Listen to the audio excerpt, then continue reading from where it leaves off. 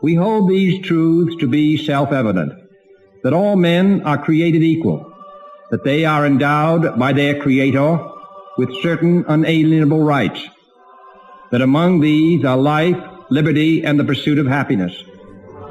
And now New Galaxy Broadcasting presents Inalienable and Free, Voice of the Coalition, a program addressing the grave challenges to human and citizen rights in America and the rest of the world. How can we, the people of Earth, take back the power and privileges granted to us by God and addressed so significantly in the Declaration of Independence? Our rights are inalienable, that is, given by God and incapable of being taken away from or given by another. These rights are the basis of liberty, the foundation of all life and happiness. The Coalition of Planetary Empowerment is an organization designed to give its members tools and information to empower them personally, in relationships and in business and employment, but also to give them a voice and the ability to help transform political and corporate governance to support the true needs and desires of people throughout the world.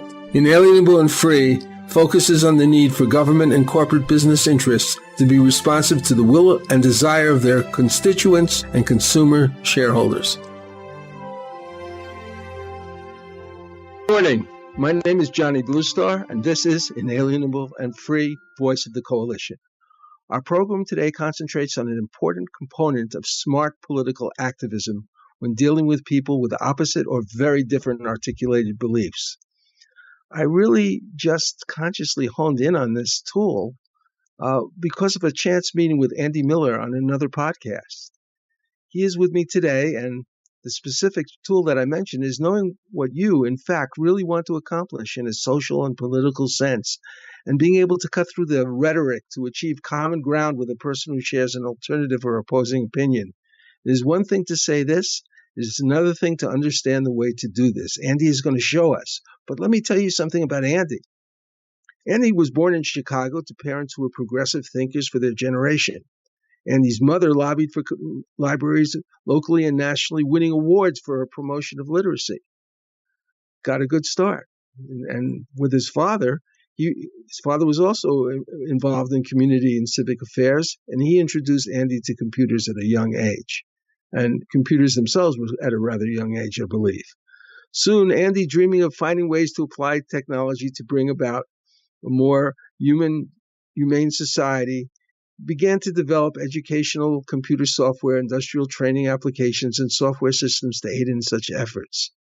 In 1990, he began the development of a software tool that uses family systems theory to generate and model family emotional process diagrams, a tool aiding pastoral counselors, therapists, and others interested in understanding the intergenerational emotional inheritance to families and family members.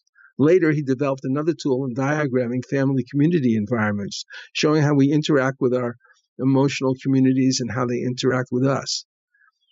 This is really a fantastic background for what Andy is now focusing on, because recently he's become more active in social advocacy, spending more time helping others with meaningful social projects, helping him to determine his next steps as a political and social change agent. We're about to begin our discussion with Andy in a moment, but let me remind our listeners, this is a call-in show. Yep. Call in at 888-429-5471. That's 1-888-429-5471. Please keep your questions and comments connected to the theme of this show, which is dissolving polarized obstacles to political solutions. Andy, good morning. Good morning. Speaking with you for the first time on Lynn's show, Lynn, the Mr. Killer show. You seemed interested in how I spoke about trying to find consensus and common ground with people who may not agree with you. We live in an arena where we tend to speak with those who are already on board with our ideas. But when you talk about empowerment, community empowerment, social empowerment, planetary empowerment, empowerment's going to derive from the larger whole of people, not just those we hang with. We run the risk of being ghettoized among those who we already agree with and are preaching to the choir. That's right. Well, In trying to set up this organization, the Coalition for Planetary Empowerment, I realized that in defining the objectives, and a lot of those are concerned with citizen human rights, it's kind of difficult to really get things straight unless you really understand what people actually mean by the human rights. And if you want to get consensus on something, just because you're interested in, say, whether it's gun control or you're interested in cleaning up the environment, you have to get very specific and very close to what they actually mean. And so you can eliminate discord within the group that you're supposed to be moving towards some kind of electoral position. Well, before getting into how we go about it, I just want to say one quick statement about why that's important. Computer systems, family system, human systems, social systems, natural systems, these are all systems, networks of systems, systems of networks. And by definition, we as people in these systems are co-creating and co-defining our surroundings and our environment all the time. We cannot deny our connection to each other, even though we might try. So when we empower others, we are by definition empowering ourselves. And when we help others, quote, win, we win too. Unlike earlier eras in our evolution where the win-loss was the model because it was a model of scarcity, in the information age, there's no scarcity of information. There's no zero-sum game. We can all do well. And so why we relate to others is because when we do that, we are also part of that successful equation. When I meet a person, well, there's several ways to relate to people. There's formal negotiation where people going into the situation already have a vested interest to come out with something. But on the street or in the coffee shop, there's not necessarily an interest on the part of everybody to find an answer. Some people are afraid to discuss topics that scare them. Some people have opposing point of views based on their family, religious, or environmental background. So how you relate to a particular person or people really kind of depends on the specific context, but there's some general things I found to be true. One thing I found to be true is to always listen. Listen to where they're coming from. Maybe you can get hints from what they discuss about their life, about what their interests are. Never assume that yours is the ultimate answer. Always know that you can always derive something from other people. In every interaction, in every person, you can learn something. Be ready to change your own views. Be prepared to go gently in situations where someone might be brittle or easily threatened. I try to find out what's common between me and that person. For instance, if it's on a political issue like healthcare, or I know you're interested in gun safety or voting rights or whatever, they usually most people have a view, at least enough to kind of discuss it. And you might have to back off your perspective for a minute and find what's common with them. I find, as an example, when I'm talking with a stranger, I rarely identify my, quote, ideology. Instead, I look for what part of me relates to them, and we find a commonality first. Another thing I've found is everyone's a subject to their own information source, and a lot of people rely on one source of information, and if you are perceived as challenging it, you're perceived as challenging them. It's better to take their information and do your own objective study. For instance, I was speaking with someone about an issue, and the subject of George Soros came up, and he was involved in human trafficking, according to this person. Now, I'd never heard that, and I know that George Soros has been a convenient whipping boy for certain people of some ideology, but to be fair, so have a lot of other people. So in order for another person to accept my views on someone they are accustomed to hearing, I have to be open to their views as well. I have to take what they say at face value, do my own research on the validity of their views, and I might be surprised. I might find out that they were really right. Or I might then be able to go with them with a clear heart and say, well, here's what I found out. Your view isn't true, but here's why, and give some respect to their view. Let them know that you cared enough to think seriously about what they had to offer. In this partisan environment, there's too much name calling and demonizing, and a lot of it is because a few people in power use that as a tool to separate us by playing on our fears. Well, I think also, I think also there's the problem is, mainstream media, say for someone like George Soros, goes several different ways. I don't know much about him, actually.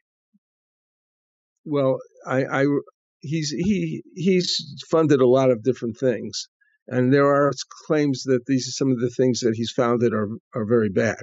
But the point is that alternative media is also bifurcated. People think of alternative media, well, it's an alternative to major media, but it's not at all necessarily of one color. It's very, very different. And I can listen to something about Syria, the recent attack on Syria, and I can find 5 different points of view. And the funny thing about that is there may be elements of truth to each of those points of view. Exactly.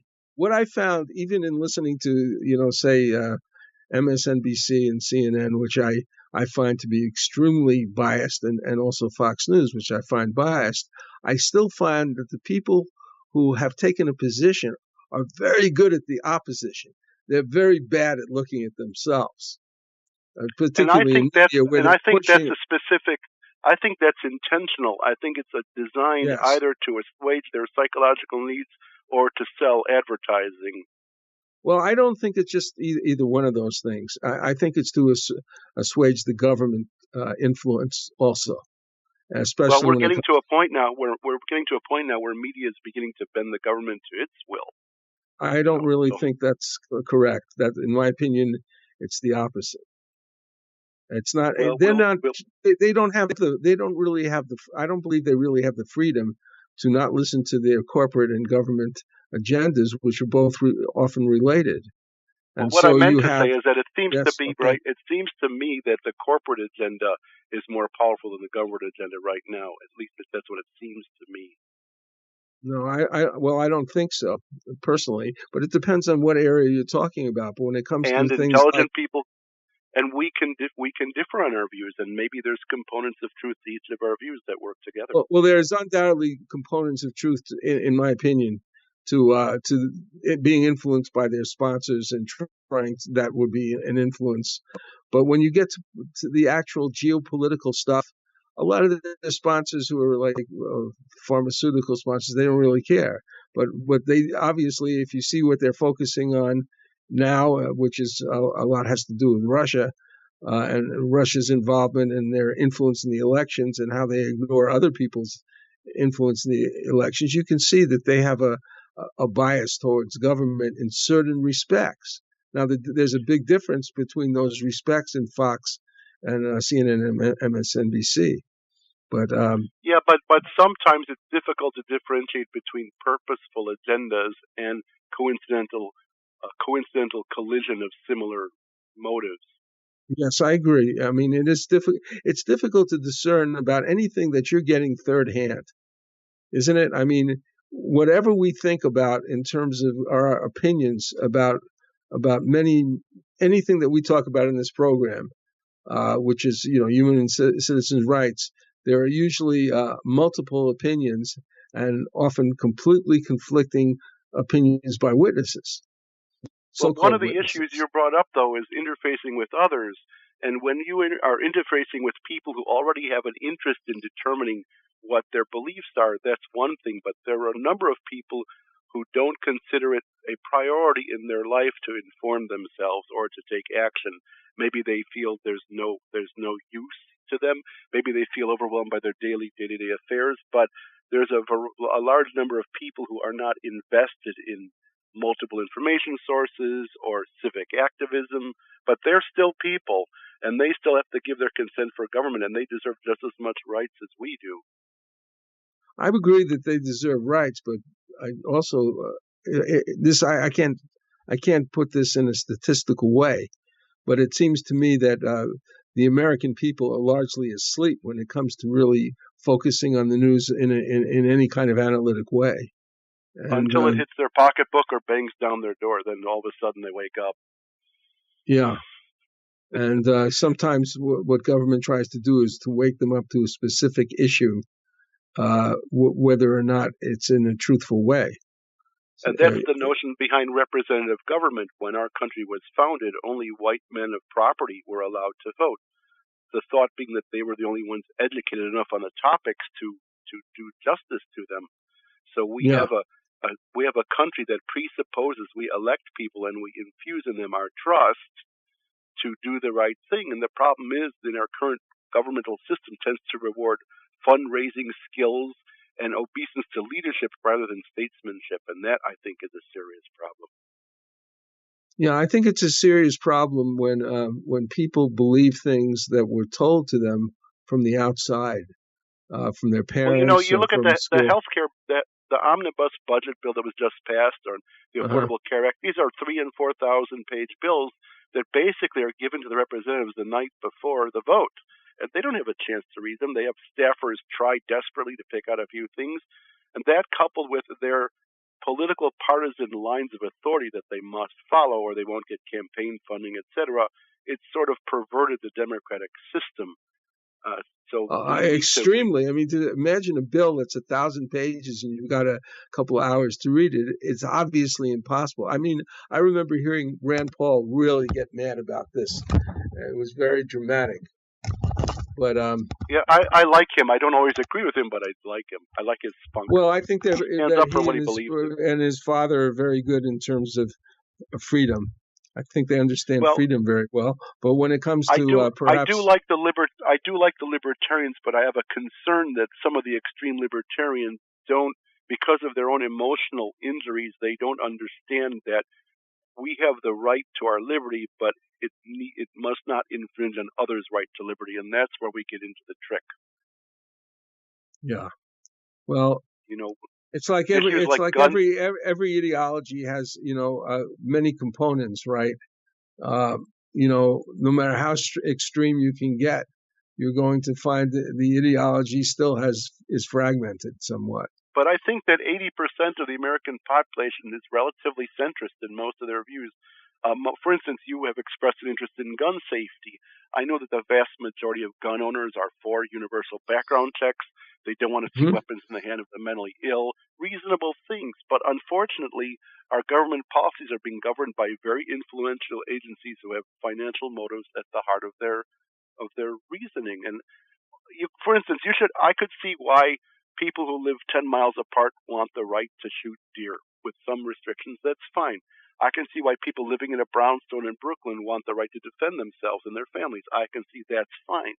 But in my personal view, an AR-15 with a bump stock that's designed specifically to take as many lives or to deprive as many people of their right to liberty and livelihood as possible is not appropriate, because your right to freedom does not trump their right to their freedom in their life. And that's where we get into the discussions about freedom, the tension between freedoms, and that's what our founders had to wrestle with when they developed it. Did you know that the original developing documents were based, the phrase life, liberty, and the pursuit of happiness was a paraphrase from the Virginia Declaration, and in the Virginia Declaration, they added the word safety.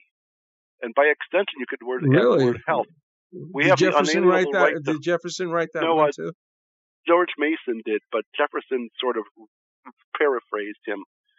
So we have the right to life, liberty, the pursuit of happiness, and safety and good health, because you can't pursue liberty and happiness without safety and good health.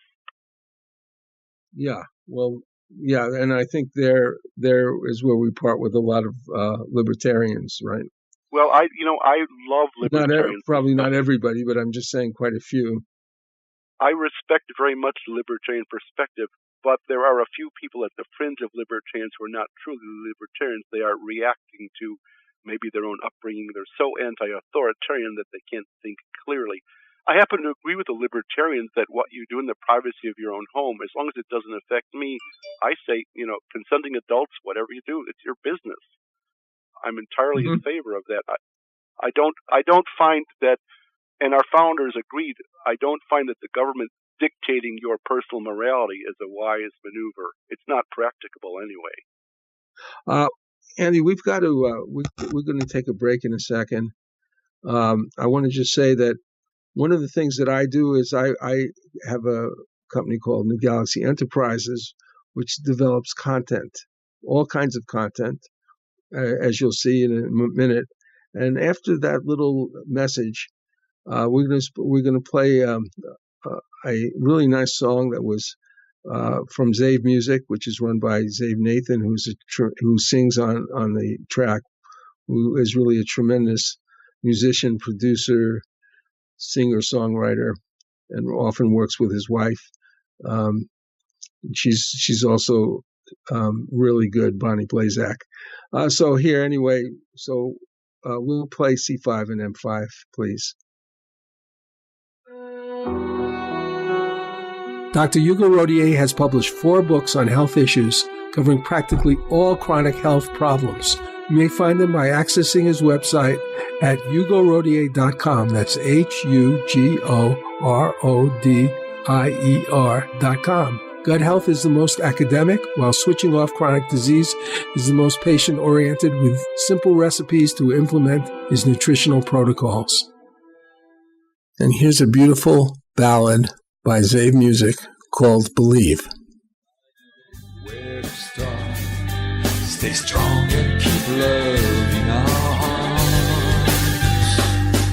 And we mustn't forsake or forget who we are, as our future and past are written in the stars. Every day of our life we should pray to the sky. We are one, we are love, you and I.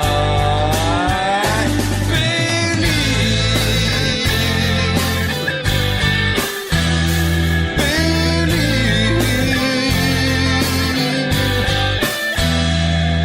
When we finally unite and live here in peace, then the greed and the wars and corruption will cease. But we will see much loss, and for that we will grieve. In the end it is love we'll receive, and we mustn't forsake. You know, this is a call-in radio show, and our number is 1-888-429-5471. So if you'd like to talk to Andy and me, just call 1-888-429-5471.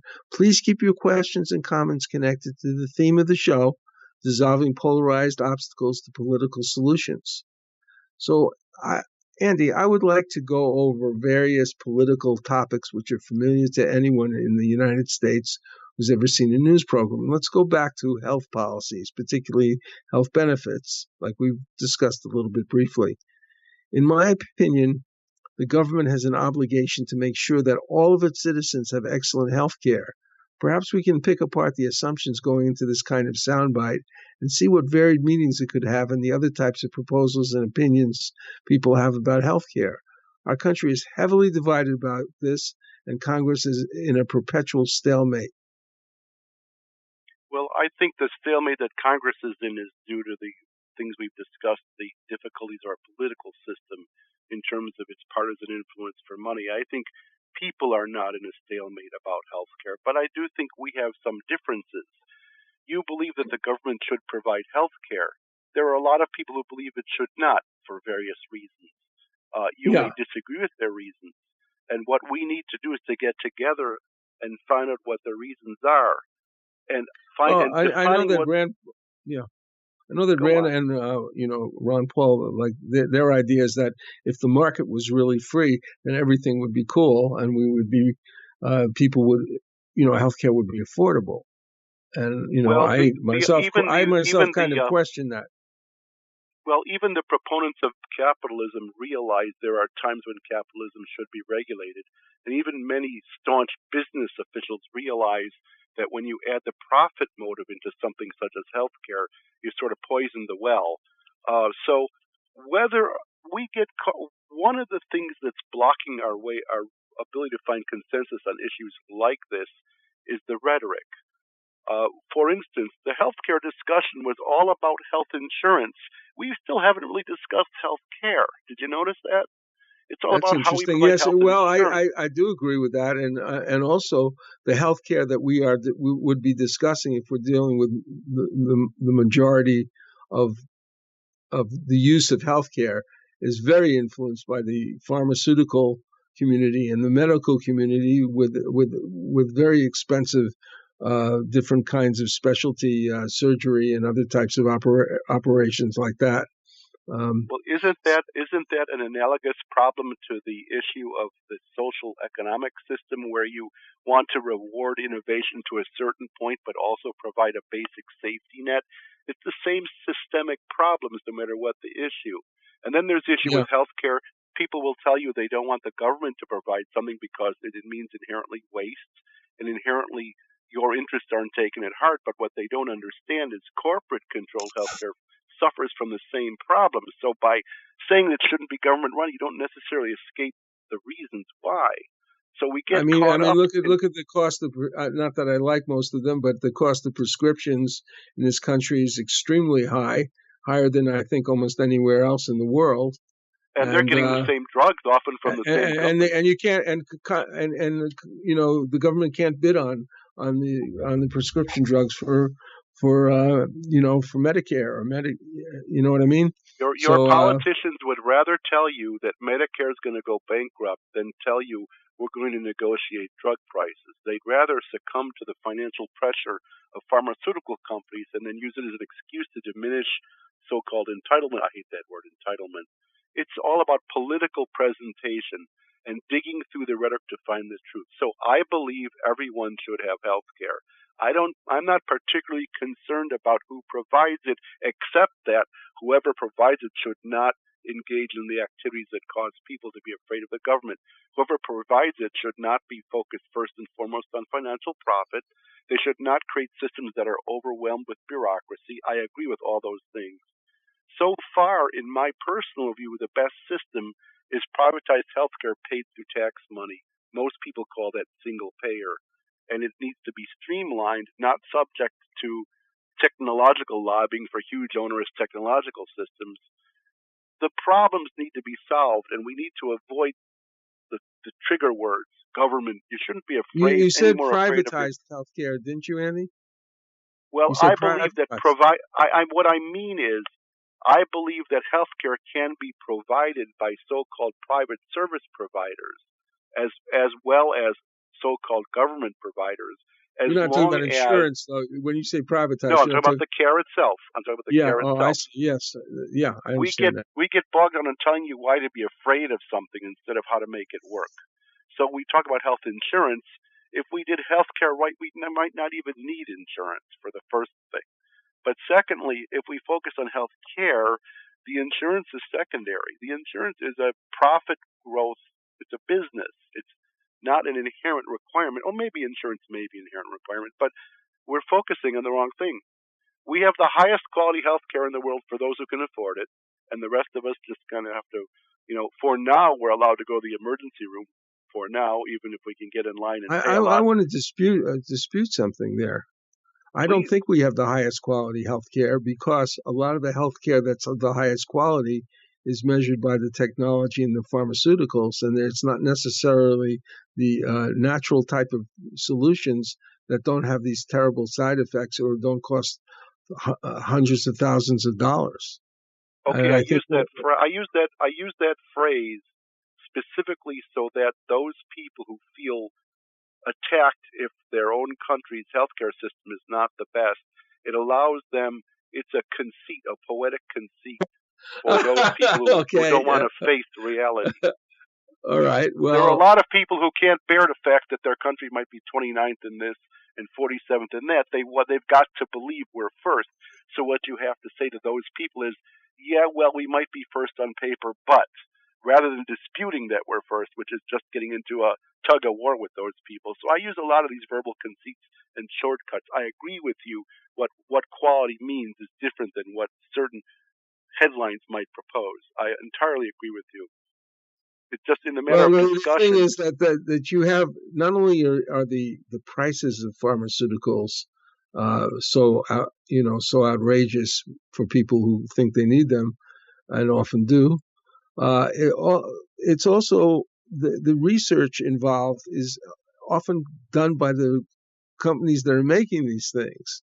And if you have a dispute, you go to an arbitrator that's paid by the company, and the companies profit the most not from curing you, but from getting you hooked on medication. The profit model is not designed to work. The financial profit model is not humane, not the best for human welfare. I was, one of my debates about things related to this is the word. Bernie Sanders says he's a democratic socialist, and I've thought a lot. I believe that most countries are a blend of, socialist, communal type of collective type of financing and private capitalism. So they're all sort of a blend of it. Some going towards more socialism, some towards more capitalism. But I prefer the word, because what we're talking about here, Annie, is what I would call predatory capitalism, where there's or unbridled free market, whatever you unbridled free market, predatory. But I like the word cooperative capitalism. I'd rather stress that, and this is again for the purposes of presentation too, because cooperative capitalism means that you will concede that certain things need to be more handled by the government, and certain things need to be more private. But and I agree with you that there should be a win-win objective. I'm glad you said win-win. Yeah. Win-win. The reason the pharmaceutical companies are playing in a win-lose game, that's the problem. They're playing in a win. The unbridled free market classically is a win-lose game. I agree with you about a social safety net base with a reward on top. The reason Bernie used that term, not only does it reflect a political leaning common in Europe, but he was trying to fight some preconceived notions from the past about the word socialism. I agree with you, it isn't a good term. He was kind of making do as another conceit. Well, I mean, yeah, he was jumping in, and those countries that are democratic socialist countries have much more of what I would think would be valuable, and so does he, than what we have now. They have a lot bigger safety nets than we do. And I don't think they're necessarily, each one of them is perfect. But the fact is, I try to stay away from that word social. I try and stay away from that word socialism. Do you know that the U.S. military is one of the most socialist programs in our country? They provide health care and social services for all their people. It's very quote unquote socialist in its nature. But you try and tell someone who was born in the 50s about this, they're American, they ain't no socialists. It's all in the packaging and the phrasing. You can deliver a program. You can deliver the same program to two different people. You can deliver it to a staunch capitalist by phrasing it one way. And you can deliver it to a staunch socialist by phrasing it another way. And it can be the exact same program packaged different ways. Well, I do think that one of our goals would be, even though that's true, and I'm sure that's true in terms of media promotion of anything in this respect, but I think it would be nice as people learn to think more analytically and not look so much at the way the phrase is, but look at the way it's used. Like Ludwig Wittgenstein said, the meaning is the use. The actual... When you're discussing among analytical and rational people, I agree. But for those people who are emotional, passionate, and reactive, their first stop is the words. I agree, too. Yeah, I agree totally. I'm saying that in terms of working with people who are interested in developing their understanding of the political processes and how to correct them, they need to be clear-minded. And that, of course, then they may have to use some of these methodologies to communicate. Okay, you think that the government should provide health care, right, to everybody? You may think that no, I don't. I actually don't necessarily. In other words, I'm not writing the law right now, but I one think could infer from the passage of the Constitution or the Declaration that the government looking out for the public, was it the public welfare? I think one could infer that health care is part of that. I think that, I think even if you had health care provided by the government, there's probably should be a little bit of allowance for some kind of alternative for people who want or need it. Maybe some privatization. I'm glad you said that. I'm glad you said that, because as we develop, we're a coalition of people. And as we develop coalition solutions, we may need a solution that involves more than one offering, choice among several offerings. It doesn't have to be one size fits all answer. You have the perfect world, and then you have the compromised world, which naturally we're in.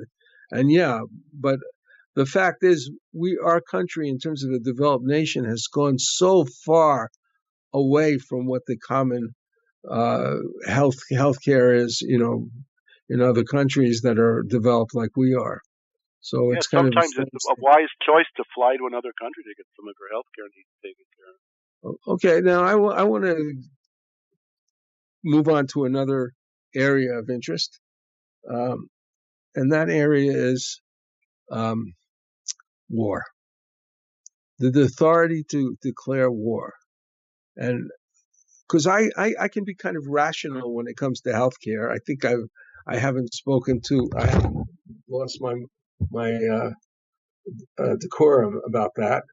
But when it comes to the authority to declare war, for instance, when Syria recently was attacked, I felt I had to really fight not to be extremely angry about it. I feel violated. Personally feel violated when war does not follow the strict guidelines of the Constitution, which means that Congress declares war. And in my opinion, this is my opinion, is that I'm not interested in the War Powers Act. I don't think that conforms to what we need in terms of Congress having the power.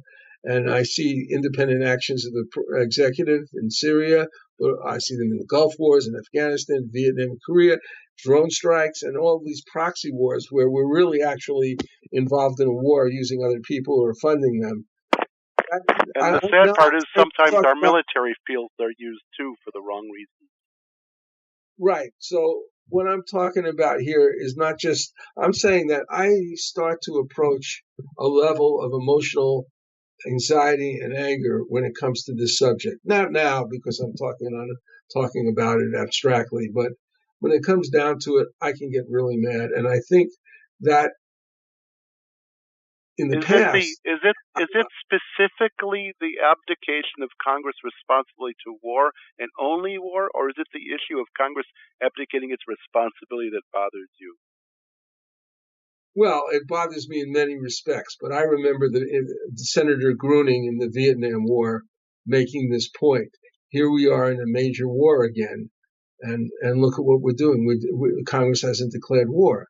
Now, in the Korean War, it was like we didn't declare war either, but it was a United Nations war. It was kind of a way whether it's actually a war, at least it was debated in a public forum. It was a police action.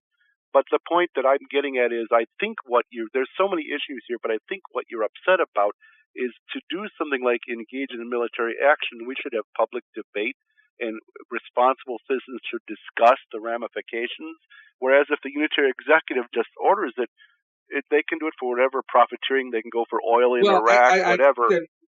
I think there's a reason that the founding fathers wanted Congress to declare war.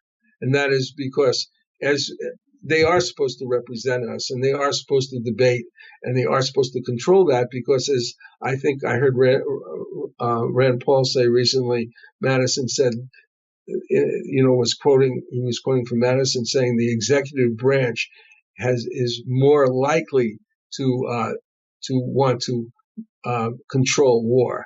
And in our country, we have a civilian commander in chief.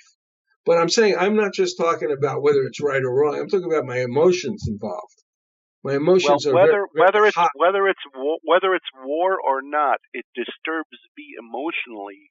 Whether it's healthcare or war or omnibus spending, it disturbs me emotionally that a system that's set up where my elected representative is supposed to look at the issues, their staff is supposed to analyze the issues. Instead, they abdicate their responsibility in any one of a number of ways. In the case of war, it's an outright abdication. But in the other cases, they're still abdicating their responsibility.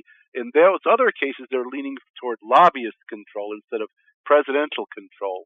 It's also a break in our constitutional system, but it doesn't have the same extreme results that war does. Well, you see, in terms of this program is about the relationship between spirituality and human rights. And I believe that certain ideas and even phrases in the Constitution are aligned with spirit, which means that in a certain state of awareness, a certain what I would call a spiritual state of awareness, one which also has been called by many names, the divine presence, the Shekinah, the kingdom of God, source. Those ideas are very comfortable. And human conscience which is a normal state of, a person doesn't have to be in some spiritual state to have conscience, concern about other people, is a reflection of that holy state. And so, and I've been reading about how our founding fathers acted. In my opinion, they gave a lot of thought to their incarnation of those issues, whereas now we have a system that selects representatives for their ability to engage in certain primal activities rather than be thoughtful and stop and contemplate ramifications from a spiritual perspective. The system itself has come to select out. We need to, as the Declaration says, we need to reform and alter the current system so that it allows for our representatives to have the desire and impetus to engage in that contemplative, connective realm that's required. Well, my co-host, Dr. Rodier, he's a 32nd degree Mason, and he's very interested in the role of the founding fathers. The Masonic, there was a tremendous Masonic influence, and it's probably why so many of the things that are in the Declaration and in the Constitution are really more advanced than the things that were actually carried out. Like the Constitution, like you pointed out, is like white property owners, but still there's the statement, all men are created equal. And I prefer all people are created equal now in the 21st century, but I agree. Well, what I'm saying is that when they were founding the Constitution, their ideals were aligned on a higher level than maybe their actual implementation of those ideas in the actual workings of the Constitution and the government, but they have led to progressive changes in that area, so that more and more, until a certain point, probably most dramatically 9/11, we were headed towards more and more, broadening power, broadening human rights. Look, we need to take another short break, if you'll forgive me, Andy. Sure. What we're going to listen to now is we're going to listen to, matter of fact, a very interesting book that I was associated with as a co-author, which I worked with a guy who was a Korean War veteran, and and this became like a screenplay and a book. The book is actually out. It's called Boots in Manhattan, and this story is about the beginning of his life when he was in a gang in the 1940s as a kid, very young, and then later on he left and he joined the Marines, and he wound up fighting the Communist Chinese when they invaded. And this is actually it's a novel based on his partially based on his story, which is in another book called West Side Warrior. Here it is, Boots in Manhattan, founded by another statement about what our mission at New Galaxy Enterprises is. Boots in Manhattan is a coming-of-age novel by Ray Boylan and Johnny Bluestar. It is about a young Tom Boots Raymond who grows up in New York in the 1940s, who was a member of a street gang. My friends and I were about to start our own game of stickball when Rabbit Lacey, the head of the Rattlers, came up to us and tried to move in on our game. We were called Dwarves, the youngest members of this stupid gang.